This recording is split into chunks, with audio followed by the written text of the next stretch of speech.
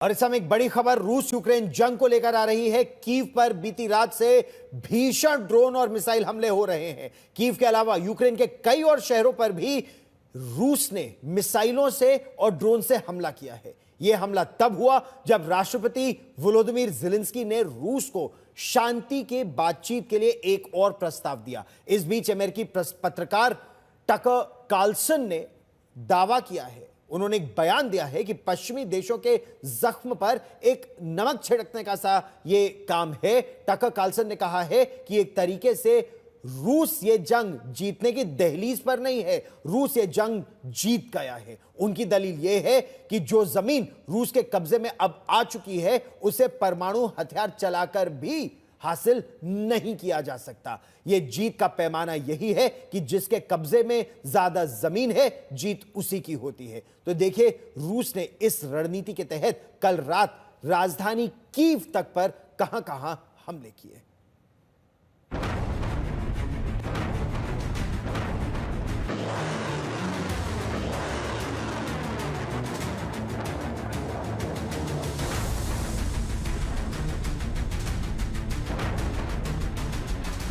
ये कीव पर रूसी हमलों की खौफनाक रात का मंजर है। धमाके सुनाई दे रहे हैं और विनाश का मंजर। बीती रात कीव में रूस ने बड़े पैमाने पर ड्रोन और मिसाइल से हमला किया।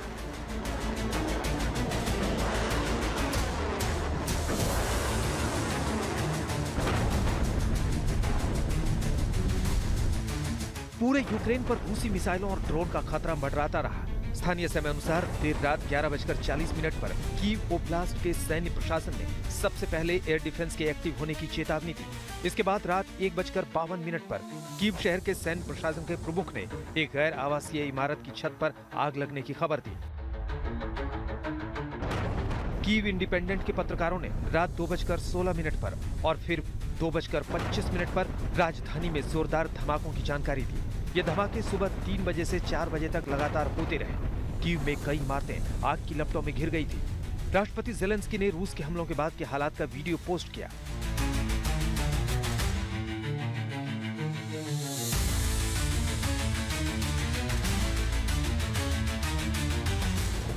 रूसी ड्रोन के हमले के दौरान जब लोग सबवे स्टेशन में छिप गए थे तब वो भी धुएं से भर गया। हालांकि किसी को कोई नुकसान नहीं हुआ। दूसरी तरफ रूसी हमलों में बच्चों का डे केयर भी आग की चपेट में आ गया। शुरुआती जानकारी के मुताबिक 2 लोगों की मौत और 1 के घायल होने की खबर थी, लेकिन ये आंकड़ा बढ़ रहा है।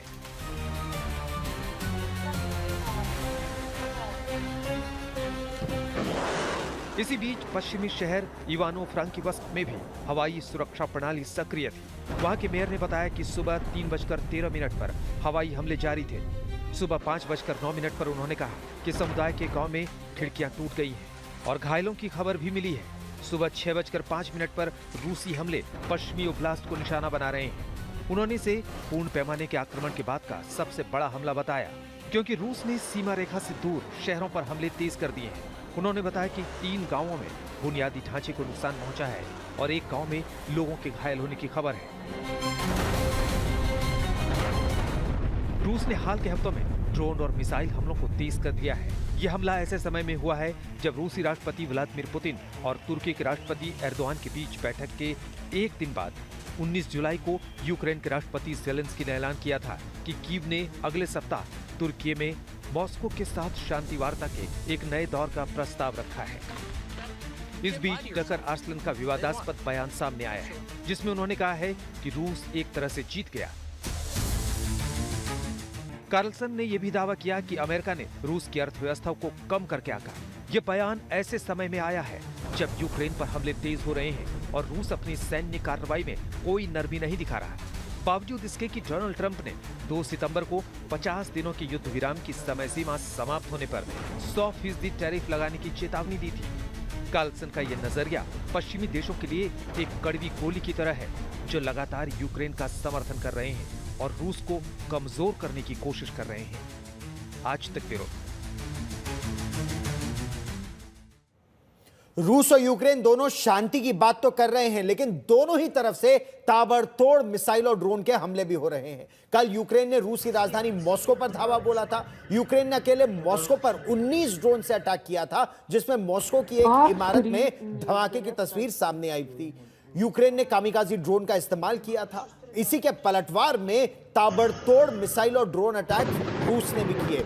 2 राउंड दोनों देशों के बीच बातचीत हो चुकी है शांति बहाली के लिए। राष्ट्रपति पुतिन भी कह रहे हैं कि वो शांति के लिए तैयार हैं, लेकिन उनकी शर्तें हैं। और शर्तों में एक शर्त यह बताई जा रही है कि जितना इलाका अब रूस के कब्जे में है वो इलाका रूस खाली नहीं करेगा। दूसरी तरफ यूक्रेन की कोशिश यह है कि कुछ इलाका वो भी ले ले रूस का, ताकि बातचीत के जरिए कुछ इलाका दोनों खाली करा सके।